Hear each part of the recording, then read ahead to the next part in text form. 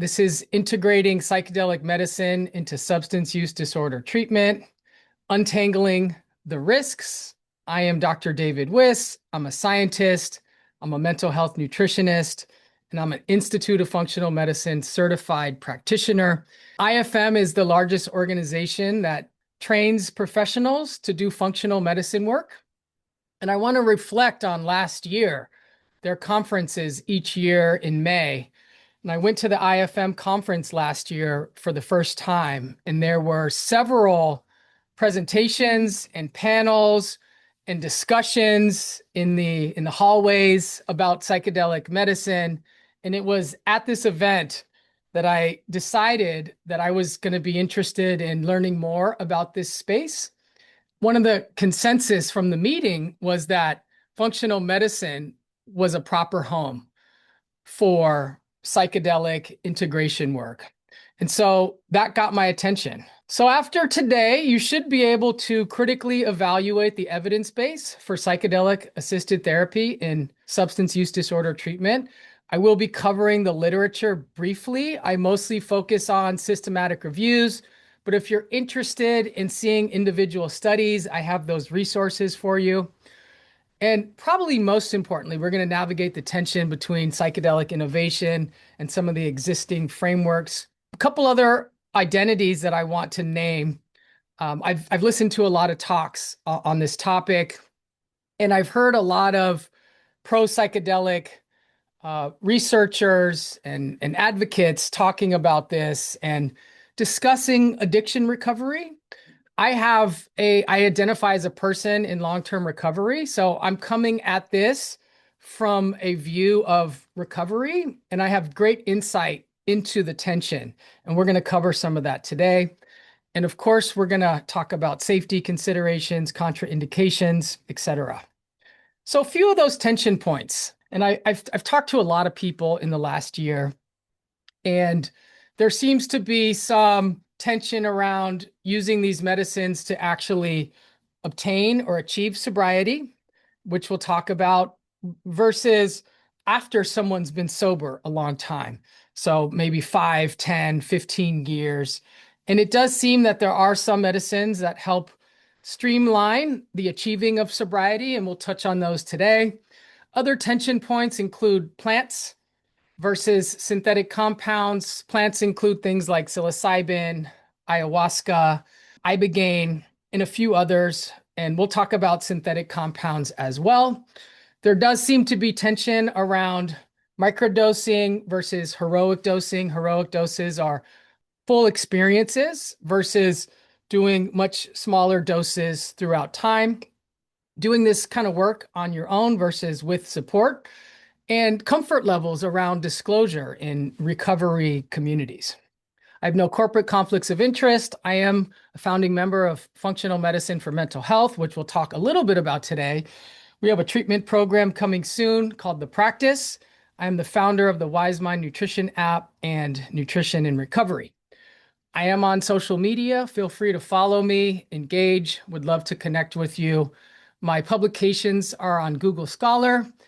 And that's me in the bottom right corner, 1991, fantasizing about the life that I have today. So we'll talk about the conflicts. We'll talk about the historical context. We will cover the medicines and some of their mechanisms. We'll look at the evidence by substance use disorder. We'll revisit the tensions. And I have put together 14 guidelines, considerations for folks that have addiction histories. So why are we talking about this today? Well, there's several reasons, but one of them has to do with major policy changes. This is from 3 weeks ago, accelerating mental treatments for serious mental illness. I'm going to read from the White House's website. Individuals suffering from major depressive disorder and substance use disorder, among other serious mental illnesses, can relapse or not fully respond to standard medical and psychiatric therapies. Despite massive federal investment into researching potential advancements in mental health care and treatment, our medical research system has yet to produce approved therapies that promote enduring improvements in the mental health condition of these most complex patients. Innovative methods are needed to find long-term solutions for these Americans beyond existing prescription medications. There's also some efforts now to help people get off certain medications that don't have a lot of efficacy.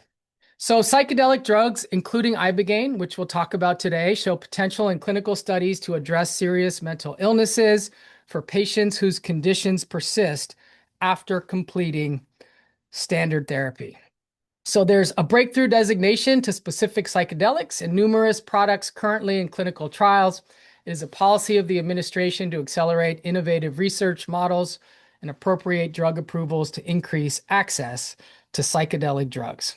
So what happens when a treatment that requires taking a psychoactive substance becomes one of the most promising interventions for people whose lives have been destroyed by taking psychoactive substance? Despite decades of research and clinical innovation, relapse rates remain stubbornly high, and many individuals find themselves cycling through treatments that offer only temporary relief. So here we are. The reality has sparked renewed interest in psychedelics, not as recreational drugs, but as potential catalysts for profound psychological change. And we're seeing this particularly with respect to trauma, childhood trauma, developmental trauma, complex trauma, PTSD, etc. I have a background in 12-step, and the acceptable outcome has generally been abstinence. Some groups are more hardcore than others. I have a hardcore background, so I'm very familiar with the tensions. In recent years, there's been a lot of focus on harm reduction. It's very popular in public health. My PhD is in public health, so I was able to see efforts toward this type of a model really emerging in the last 8 or so years. Harm reduction can be defined as a pragmatic, non-judgmental approach to working with people who use substances that prioritize minimizing the negative consequences rather than demanding abstinence as a prerequisite for support or treatment. So when I took the deep dive into the literature, I was sort of expecting psychedelic medicine to be discussed as a harm reduction approach. But what I found is that the literature goes way beyond harm reductions, and it describes life-changing pivots for the better, people that are learning how to trust the deeper intelligence. And as a person in recovery, this language resonates with me. Some of the paradoxes: psychedelics are historically Schedule 1, deemed to have high abuse potential, no accepted medical use, yet they show among the lowest abuse liability of any psychoactive substance. And many people know that Bill Wilson had a transformative LSD experience in the 1950s and actively pursued incorporation into AA, and it was suppressed. Only step 1 mentions alcohol, and the rest of the steps are about spiritual connection. Now, I have heard people in 12-step circles use this as support for the fact that they should also do LSD, and I don't believe that to be the case.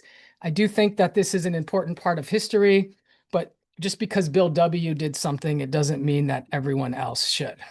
Other binds. Treatment centers face liability concerns. There are a few states where some of these plants and other compounds are legalized and decriminalized, but there's also philosophical conflicts. Patients that are in recovery hear messages about psychedelics and find a lot of hope, particularly with these rapid transformations. But then, of course, there's a lot of fear of relapse. What does this mean once this substance is introduced? And many providers are conflicted because they see the emerging evidence, but their training has been more so in the abstinence-based models. So we have drugs that treat addiction, right? That's already accepted with medication-assisted treatment. And the question people are asking is, if psychedelics alter consciousness profoundly, is this a feature or a bug? So I went to IFM conference in May, and I decided after that to pursue training so that I could be positioned to support people, particularly with functional medicine protocols. I wrote a blog last August describing my position as cautiously optimistic, dialectical, holding both the genuine therapeutic promise and the legitimate risks in the same space. So I've evolved from skepticism to thoughtful engagement, really based on emerging evidence and also from patients that have described miracles that they've had. Not always people with substance use disorder, But, when you think about the conditions that cluster and co-occur, disordered eating, anxiety, depression, trauma, we'll cover the evidence there as well. So I'm committed to scientific rigor, clinical humility. I have done my training with the Integrative Psychiatry Institute, and I am seeing patients who use psychedelic medicines. So let's go back.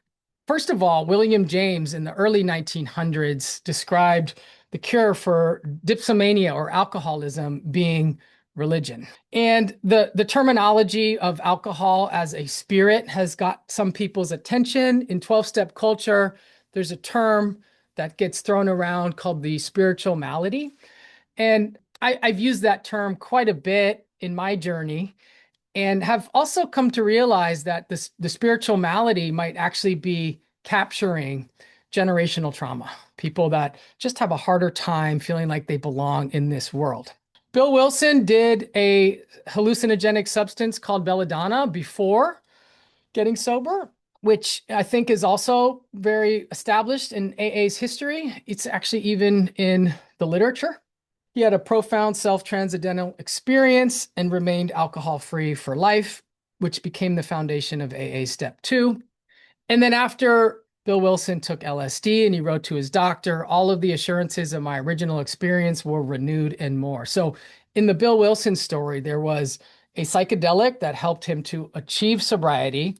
And he also did one almost 2 decades later to sort of maintain, sustain, and to grow. As I mentioned, he was convinced that it could help other alcoholics and wanted to incorporate it. Group conscience said otherwise. But the mechanism might be exactly what the founders intuitive, a profound spiritual awakening. LSD was discovered in Switzerland in the 40s, and researchers began exploring their applications. There was efforts to treat alcohol use disorder with LSD in Canada, and I was shocked to find this. By 1961, there was over 1,000 articles in medical journals, and these weren't fringe studies. They were university hospitals publishing in the mainstream literature. In the 60s, there was the Spring Grove Research Project that started funding this type of research, and it was closed in the 70s due to political pressures. There's a lot of theories that circulate about why these efforts were shut down. Some include the CIA doing research on this and sort of deciding that it was elevating people's consciousness above and beyond what they were comfortable with. And it's also a time when biotechnology really became a focus of the growing pharmaceutical industry. So there's a lot of theories about why these things have happened and some pretty interesting blogs and historical recaps out there. So in 1961, 61 patients with alcohol use disorder who had been unsuccessful with AA received LSD and psychotherapy. And at 3 to 18-month follow-up, half were much improved. Psychedelics might help patients achieve the kind of profound realization that AA members described as hitting bottom without the devastating consequences. So I do notice that some of these studies focus on people that didn't do well with 12-step models or abstinence-based models, had a lot of failed attempts, and that's true for other substances as well. And I thought this was really important that some of these medicines help people really feel all their internal conflict, all the stuff that could come up as a result of drinking or being sober for a while and starting to feel all the areas in life that just feel difficult rising to the surface.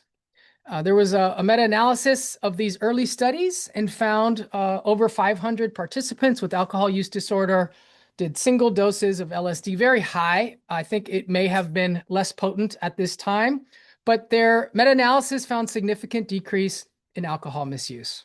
So once again, in the 70s, there was a Controlled Substance Act. Psychedelics were classified as Schedule 1, driven largely by cultural politics rather than scientific evidence. It wasn't that the evidence didn't support the efficacy. It was for these other reasons that I have described.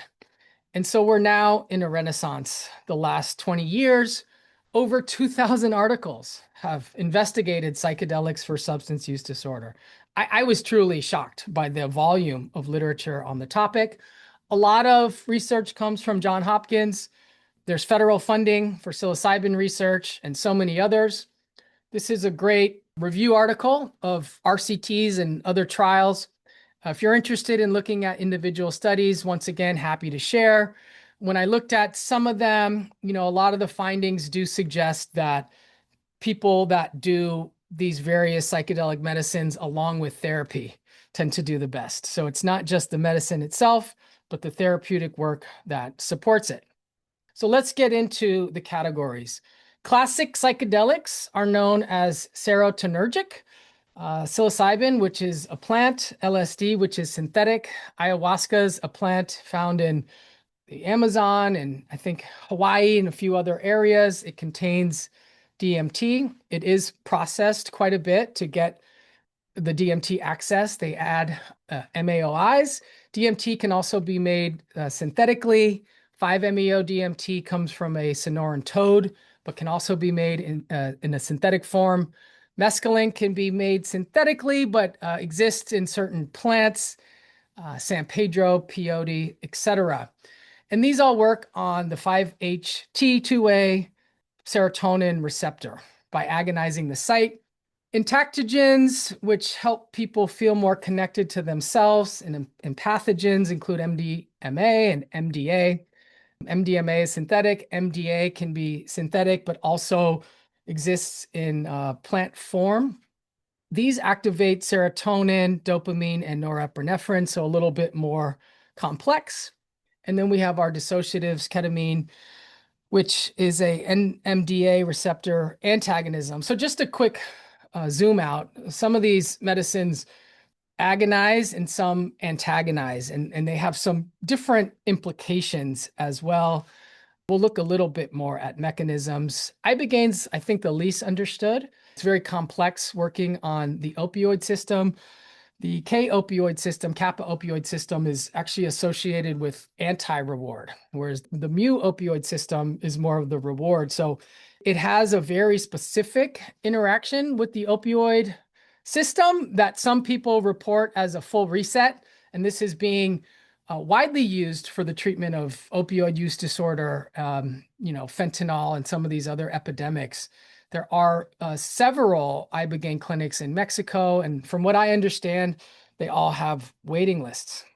I'm not going to get too much into the mechanisms, but let's just recognize some patterns here.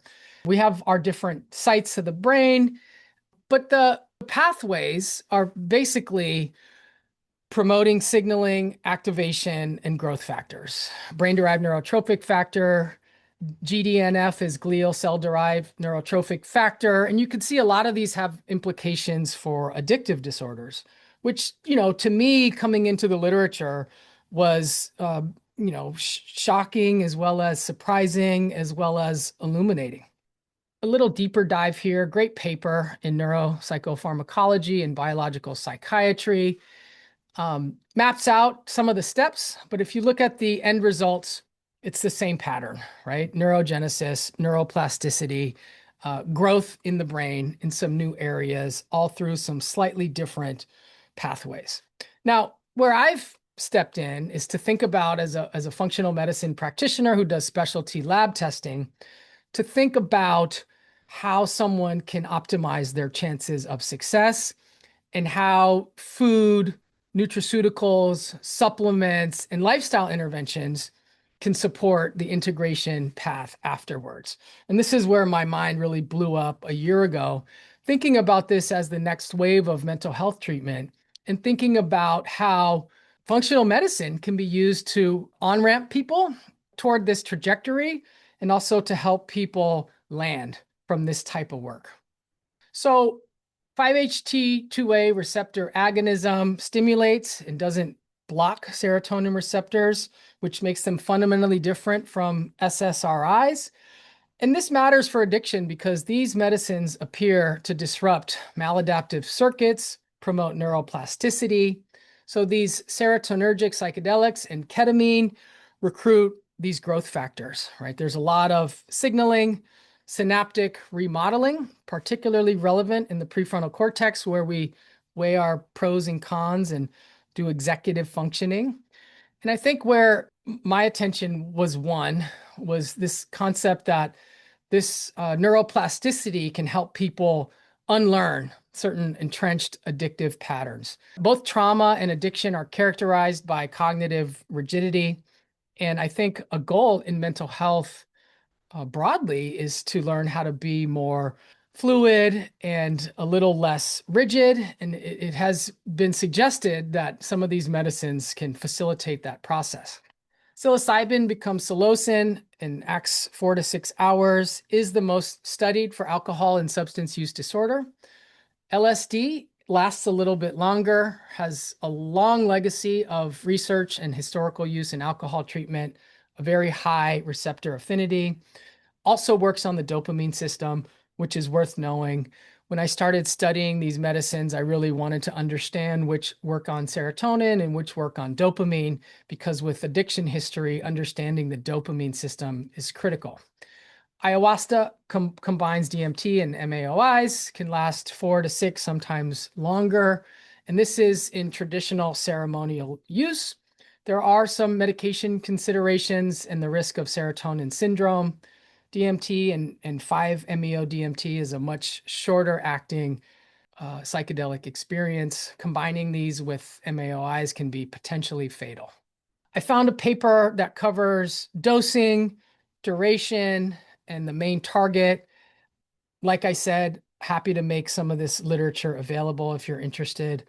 I saw the LSD dose here, 100 to 200, and in some of those original studies, they were going 500, much higher doses. So it does seem that the scientific literature on psychedelics for substance use disorder does suggest going more with heroic doses to really reach what I think some people would describe as a spiritual experience.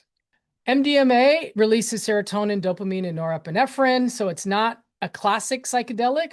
It's got a more complex receptor profile, creates emotional openness, a reduced fear response. Some people describe it as heart medicine, a heart opening process lasting 4 to 6 hours.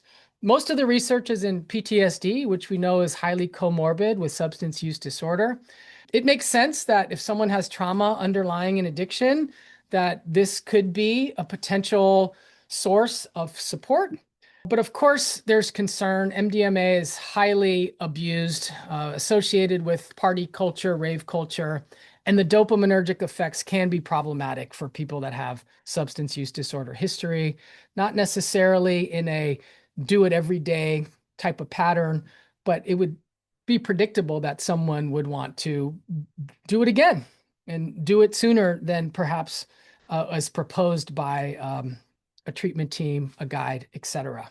Ketamine is the dissociative, works on the NMDA receptor by antagonizing, blocking glutamate, which has an effect on extracellular glutamate, which can benefit corticolimbic connectivity. So a lot of the medicines help with some functional connectivity, stopping certain parts of the brain that block favorable communication.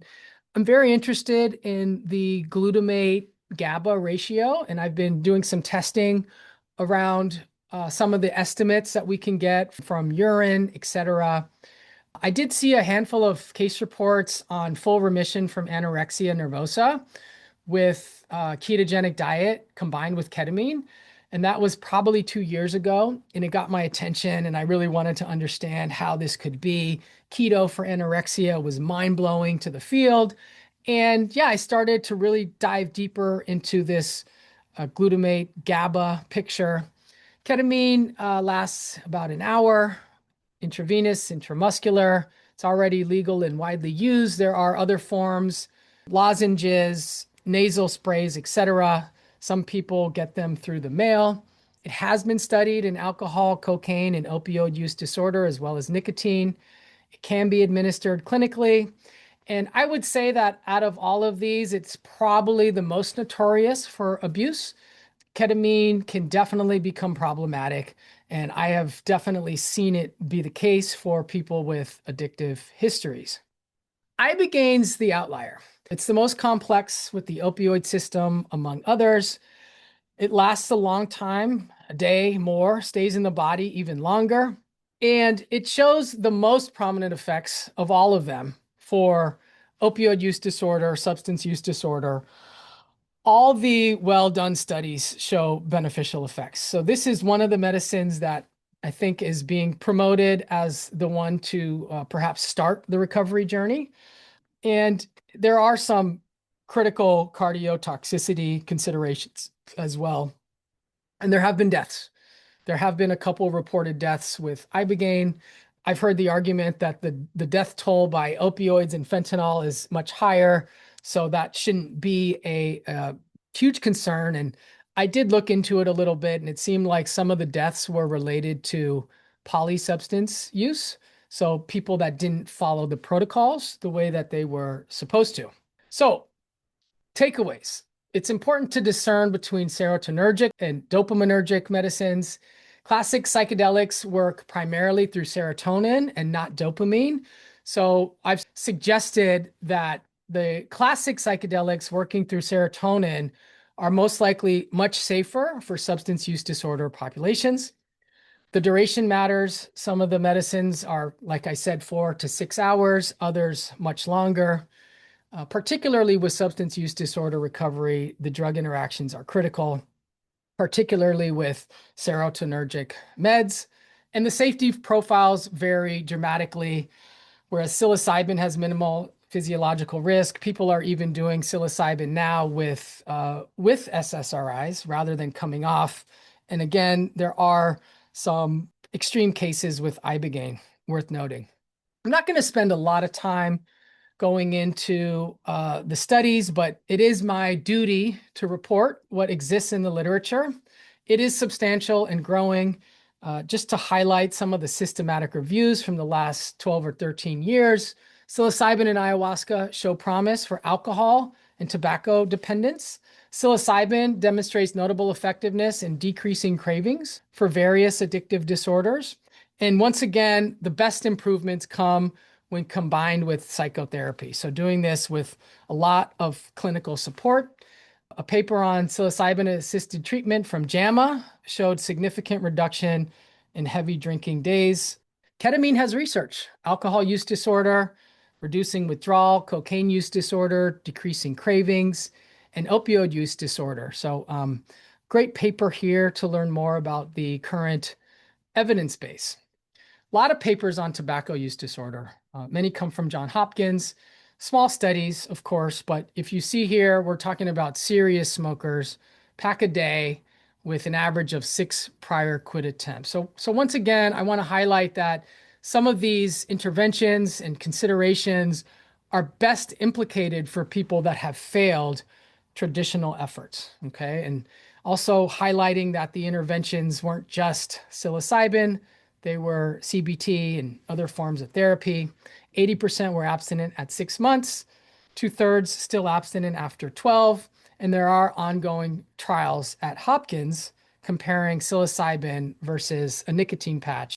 Opioid use disorder has some, large data sets that have found some associations. Those that use the classic psychedelics, the serotonergic, had a 40% reduced risk of past year opioid abuse, 27% reduced risk of dependence. And there's been some MAPS-sponsored ibogaine research in other countries, obviously, US trials underway. Significant reduction in withdrawal after a single treatment. It's pretty well accepted that ibogaine can interrupt the cycle, but is not a cure, and that recovery always remains an ongoing process. This is also from the National Survey on Drug Use, huge data set, just looking at some associations, and it was found that psychedelic use was associated with reduced rates of overdose, relapse, mental health, hospitalizations. And this is contrary to what many people have heard in the mainstream efforts to make psychedelics seem very risky have been disproven by some of the evidence base. And this doesn't prove anything. It just shows that when people have explored these medicines, have done outpatient care, it matches what is being shown in the RCTs, that these have efficacy for the treatment of addictive disorders and other co-occurring mental health conditions. So to start summarizing from meta-analytical findings, serotonergic psychedelics and MDMA show moderate to large effect sizes for PTSD, depression, and anxiety. The results for alcohol use disorder specifically have been a little bit more variable.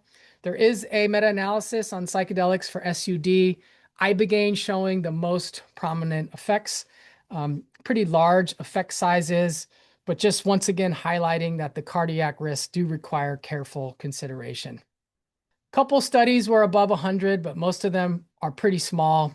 The populations are highly selective.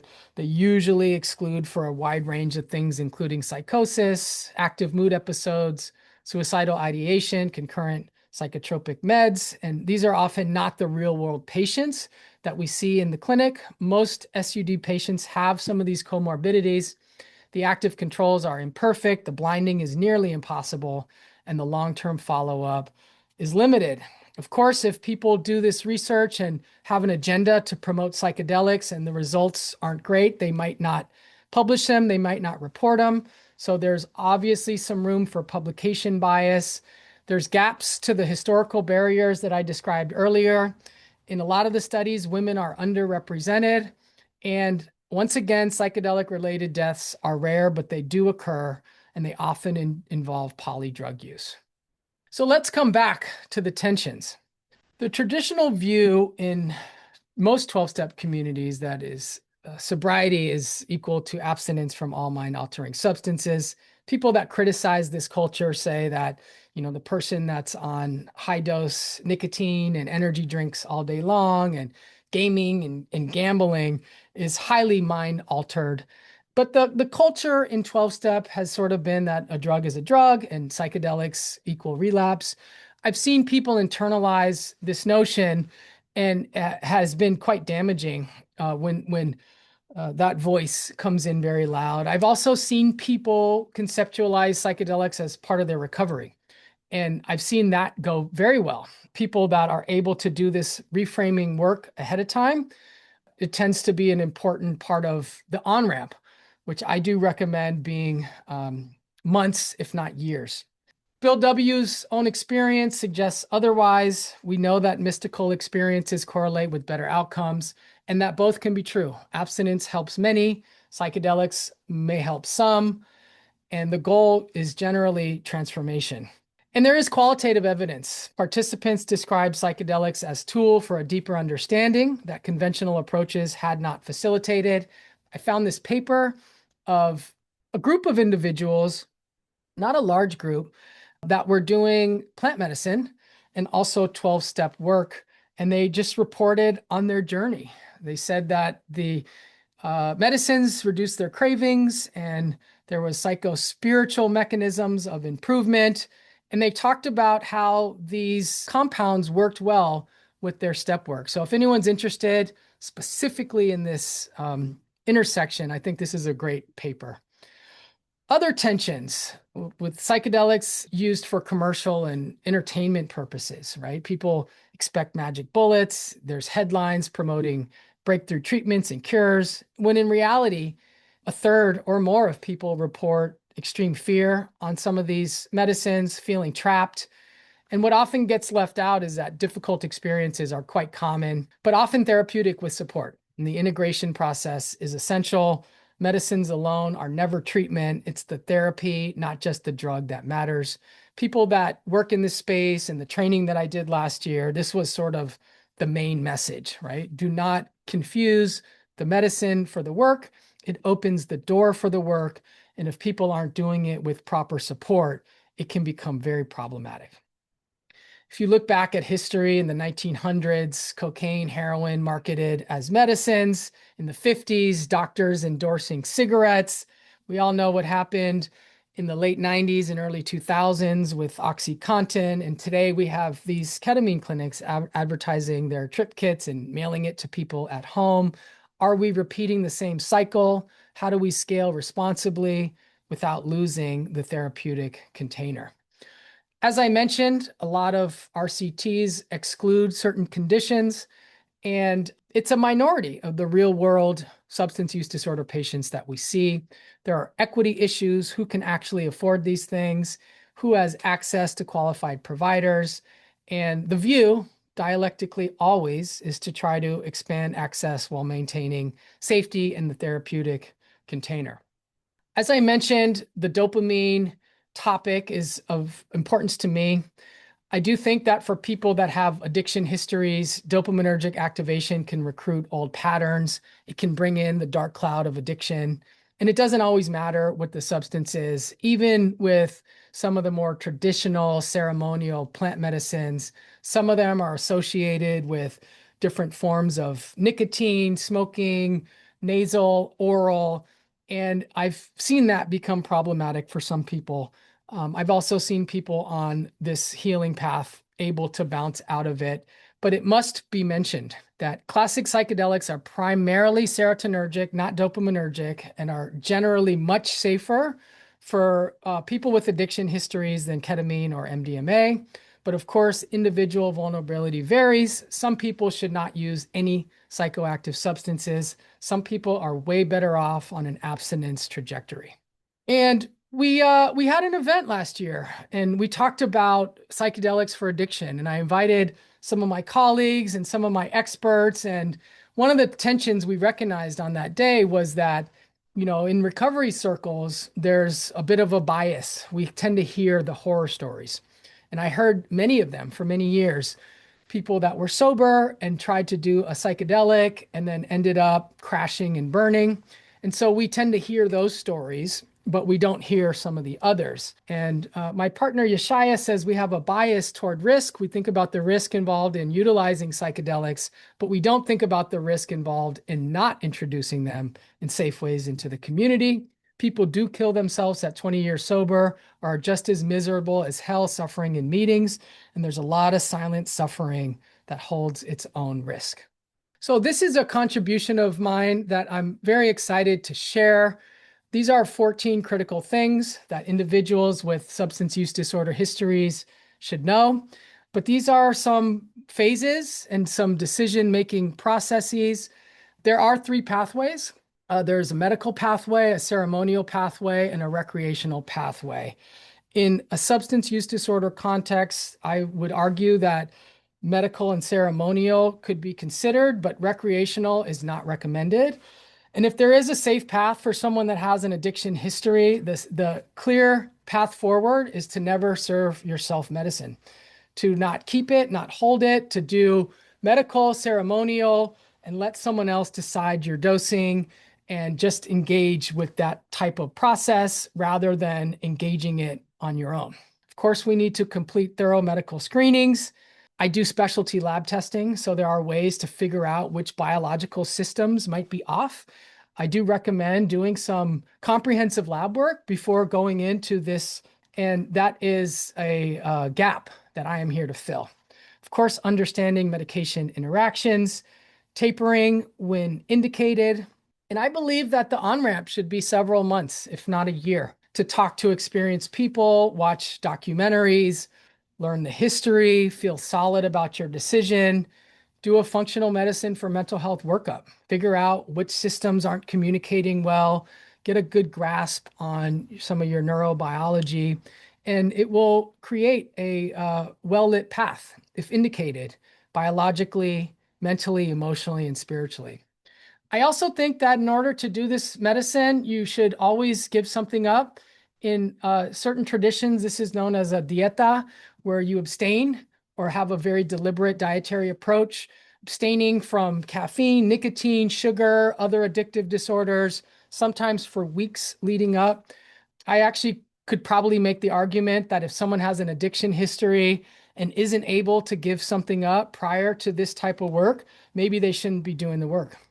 Expect difficult experiences. They're often therapeutic. Difficult doesn't always mean bad. Have an emergency plan in place. Got to know who to call. There are hotlines. I think there's even AI chat support bots now.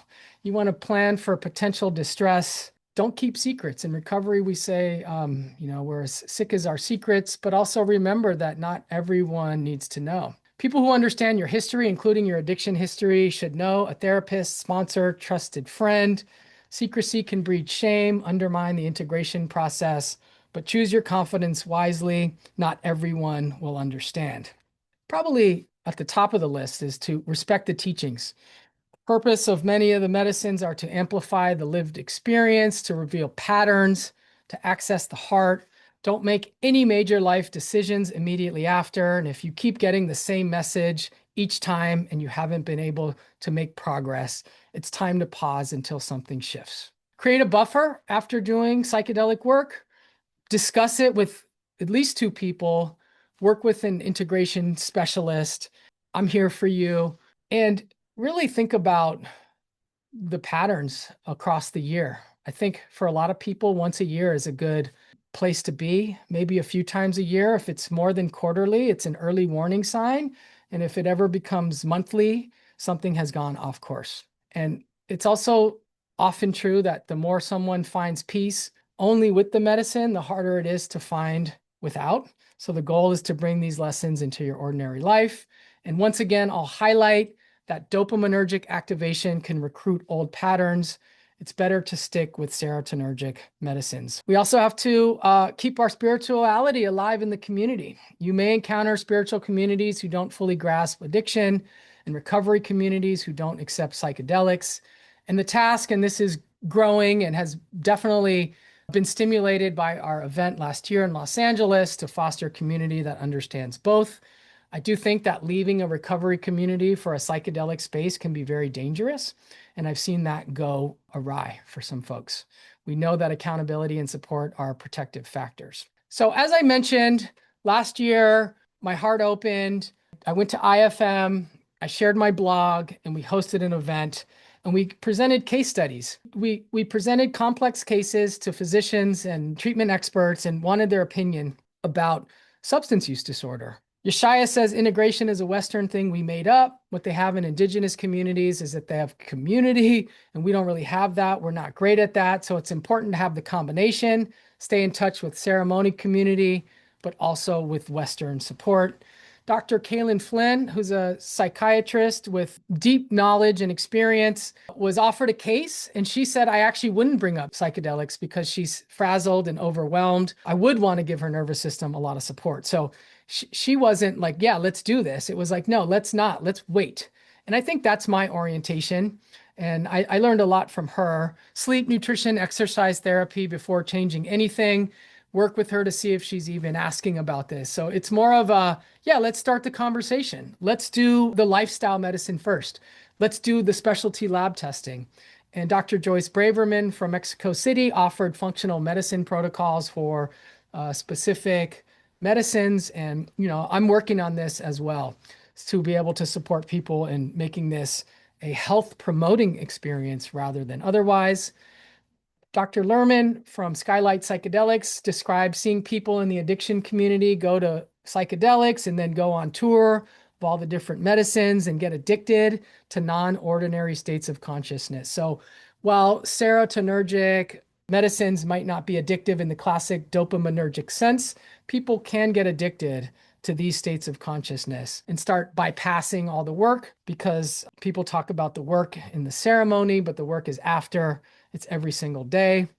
My friend Marcos, who has Nuno Recovery in Costa Rica, which is doing some of this work, described his own personal story. I wasn't using substances anymore, and I was pounding the streets, sponsoring as many people as would listen, and yet always kind of reaching for something. So he described his own 12-step journey where there was binge eating episodes, unhealthy relationship with the gym, gambling, sponsoring dozens of men, and the dissonance became too much to bear. So he described his pathway from 12-step into psychedelics.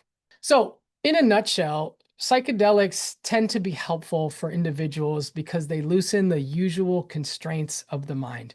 They introduce a wider range of possibilities. Now, for people that are risk-prone, addictive histories, certain types of neurochemical patterns, constraints can be good. Sometimes people need constraints, and I think that's one of the strengths of the 12-step movements, is that it offers a way of life that is constrained. And I do believe that constraints can be a good thing for some people, but not for all. The original AA message is one of inner directedness. A lot of the groups out there focus on being externally directed, so relying on someone else to offer those constraints and to be a guide. But when you read the original message, it suggests something different, very much aligned with what psychedelics offer, being able to trust the creative intelligence, tapping unsuspected inner resources, intuitively knowing how to handle situations which used to baffle us. And, the combination of recovery work, yoga, psychedelics, and a particular form of therapy called internal family systems and functional medicine, I've seen that go really well for people. In IFS, there's a saying, there are no bad parts, whereas sometimes in 12-step, it's suggested these are defects. So there are some different conceptualizations of the recovery process. So what do IFS and functional medicine have in common? Both are very popular for improving mental health. IFS says there are no bad parts. Functional medicine says there's no bad symptoms. They're saying the same thing from different directions. In IFS, every part of you, even the ones that binge, withdraw, rage, or shut down, is trying to protect you. So the goal isn't to eliminate these parts, it's to understand what they're carrying and what it is they need. Functional medicine asks the same question about the body. These symptoms aren't enemies, they're signals: fatigue, inflammation, hormonal chaos, gut dysfunction. These aren't things that are happening to you. These are things that your biology is doing for a reason. So your biological state determines which parts come forward. Chronic inflammation primes your nervous system for threat detection. Dysregulated cortisol keeps your system in a survival mode. A body that's metabolically on fire makes exiles harder to contain and firefighters harder to quiet. So you can't do clean IFS work or clean psychedelic work in a body that's under siege. You can't fully resolve biological dysregulation while the internal system is in chaos. These aren't separate problems. They're the same problem seen from different angles. Protective parts aren't obstacles to healing. They're data. And so is your cortisol, your inflammation markers, your gut microbiota. When you read it all together, you get this picture of a person, not a diagnosis. And this is what it's like to treat the whole system, not the symptom, not the part, but the person. And that's what we do at FxMed Mental Health. Happy to share contraindications. There are mental health diagnoses and medical diagnoses that suggest these medicines may not be appropriate. Happy to share. Some of these are controversial. There are people that work in these constraints and people that don't, but this is an important part of the picture if you do healthcare work and need to know. And just to come back to the tension points, ibogaine seems to be the route toward achieving sobriety. There's trials with psilocybin for achieving sobriety. And there's also Bill W.'s experience doing it after many, many years. And so a lot to think about. I don't have the answer there. I don't have very many answers, but I have a lot of questions, and I hope you do too. The question of using plants, ayahuasca, psilocybin, ibogaine, mescaline compounds versus synthetic compounds.